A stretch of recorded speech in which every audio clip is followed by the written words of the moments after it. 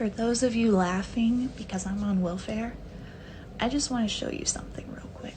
This is my upcoming pending deposit for SNAP EBT for November.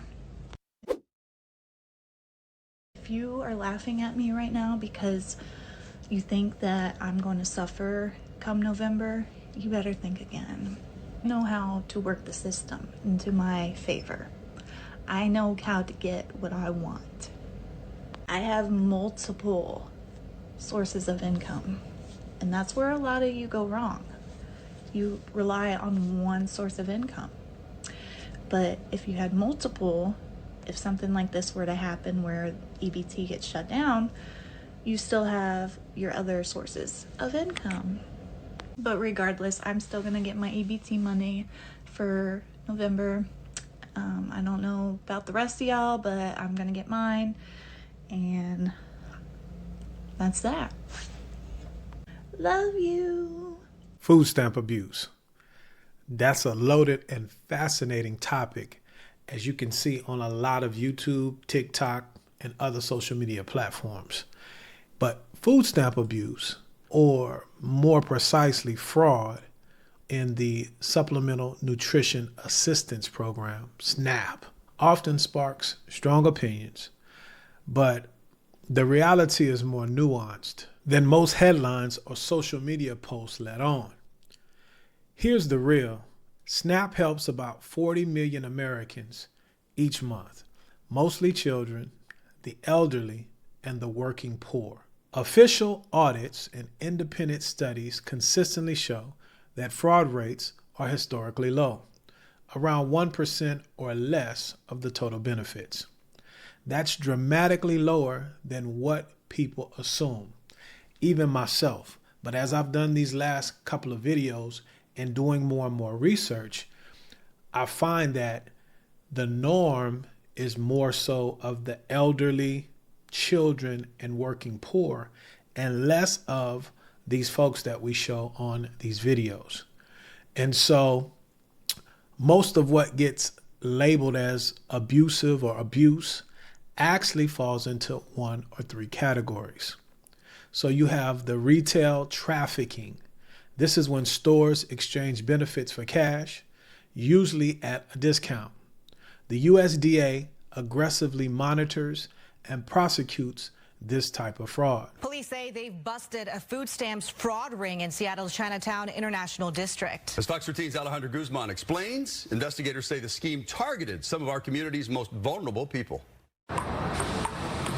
Detectives arrested 11 people in a months-long investigation into a food stamps fraud operation deeply rooted in the CID. Officers observed individuals buying EBT cards from people, more vulnerable people in that area. Detective Brian Pritchard says the scammers would buy the cards at 50% discount in cash, turning those benefits into profit. They were working with the businesses, and they would buy the items, then sell the items back. And so it was like a revolving kind of a thing. It had a deal with them, with these different agencies, these different stores. The crime ring would then sell the food and household items to the restaurant and businesses in King County and Snohomish counties. A lot of times these victims are the vulnerable adults, like I said, the people that are getting these cards for food, and they would sell the cards and then get the money and go buy drugs sometimes. Recipients misreporting or failing to report income changes or household sizes. Sometimes that's intentional. Often it's confusion or fear that the new income will end the benefits too quickly. Then there's the moral judgment disguised as fraud, like somebody buying a birthday cake with an EBT card or benefits. Technically it's allowed, but criticized by outsiders who see it as a waste. So the real question, in my opinion, isn't does abuse exist, because it does, but is the program structured to encourage dependency, or does it discourage upward mobility? What say you? Because it's a very emotional topic, and that's what we're going to dive into. My name is Robert, and on this channel, my goal is to simplify the home loan process. I used to be on food stamps, EBT, whatever you would like to call it, right? I have 3 children. And when I was on food stamps, not working, I was receiving $956 every single month to my card. For 3 children, $956 was my monthly amount that I got on my EBT card. Obviously, I'm not going through $956 a month in groceries. So do I think the people will be okay 1 month? Yes. I don't think anybody is going to suddenly starve. I don't think children are going to go hungry. Nothing like that. Do I agree with their decision? Absolutely not. Okay? The people who will be struggling, honestly, will be the ones who are employed and have the food stamps. My grandmother was getting Social Security after her retirement and was on food stamps, and they was only giving her $56, and she needed it way more than me, so I would always give her some of mine. The ones who aren't employed, they're getting a hefty amount of change. Not trying to play devil's advocate, but I do think everyone is being a little over dramatic and being just a little, considering there are plenty of employed people that have to budget out their groceries every 2 weeks out of their paycheck, plus pay their bills, plus do gas and everything else. And even when I was getting food stamps and getting all of that money worth in food stamps, I was still budgeting, saving, putting away for hard times. I wasn't just spending it all every single month.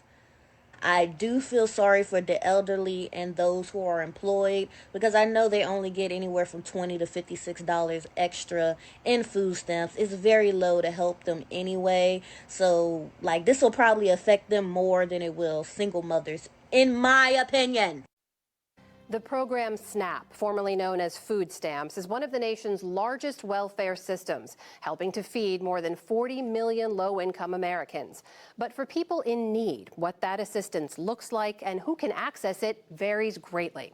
Laura Barone-Lopez and producer Maya Lene Bura have this report, the final part in our series, America's Safety Net. For single mother Betsy Cruz, every trip to the grocery store is a tightrope walk. I always have to calculate down to the penny, because when I get to that register, I don't need any surprises, because if it comes over then the amount that I have to ask them to put it back. That amount is usually $56 a month, the total benefit she and her 21-year-old son Colton receive from SNAP, the Federal Supplemental Nutrition Assistance Program. Is it enough to support and cover your food costs? No, it's not. You go to the grocery store and you come out with maybe 3 or 4 bags, and that's it. That's it for the month. Hi, how are you? To bridge the gap, Cruz gets help from food banks like this one, near her home in Gilbert, South Carolina. She says she's grateful, but she can't rely on this help for healthy food. Most of the stuff that you get at the food banks are very high carbonated or starchy items, and my son's a diabetic, but we have to use it, We have no choice. Mashing that on your eye. This struggle is new for Cruz. She worked a steady job as a government meat inspector for nearly 3 decades. But she was forced to retire early and take a reduced pension after her son's struggles with the developmental and behavioral disability worsened. It's not that I don't want to work, it's I can't. Yeah, you have no choice right now. I have no choice. I'm a mother first, and it's been 21 years of it. He has to come first. So as you can see, it's a real nuanced situation. You have, in my opinion, able-bodied people that are taking advantage of the system, and those tend to be the videos that we bring to your attention. But I just don't want to get your attention to gaslight you.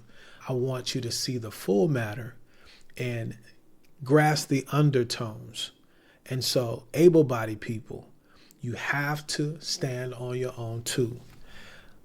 You have to develop an ownership mindset, because if not, it's a trap. You'll find yourself always looking for someone to take care of you. When you stay on these programs too long and the programs go away, you have years of underdevelopment that you don't realize how to go out and It's hard going to work and training yourself how to be disciplined and efficient on top of an economy that's changing. The way work is changing right before our eyes. So this is very important for you to develop the ownership mindset. And this is why I speak to those of you that are able-bodied to get onto the property ladder sooner rather than later, because it develops stability for you and your family, and it will pay off in the end if that's what you want to do. For all of you out there that are poo-pooing the idea and the world is falling, but you're just sitting on one of these social networks just complaining, you have to take action to change your situation. Or you fall in the other camp, like the lady that we just saw, forced to not work to get more care that she needs to help a disabled person. I want to encourage you guys as well. The program is not disappearing for you guys. And hopefully with some of these reforms, more of the money is shifted to you from the able-bodied people that don't need $900 a month. And the grandmas are getting $26 to $56. Crazy work. Blows my mind. Preferably change is coming and could give you respite in the positions that you're in. I just look at these things and thank God, but for grace so go I. And then for all of us, here's the deal. Let's continue to move forward. I encourage everyone to be able to see the positive in your situation, in your circumstance. What's going to happen is going to happen. It is what it is, but you have to be accountable and responsible for the part that you play in it. If you're able-bodied, hey man, get up, get out and get something while you can, because that's what you were designed to do. You were designed to produce, not to be a parasite. So if you're tired of surviving and you're ready to start building and you don't know what step to take, let's talk about strategy. I can show you how you and your family can go from receiving benefits from EBT to equity in less than 2 years, if that's what you want to do. Go to my link in the description, schedule a discovery or consultation call by clicking the link in the description. So my time is up, but I thank you for yours. As I always say, let us be good to one another. Let grace abound. And until the next time, indeed, y'all stay blessed.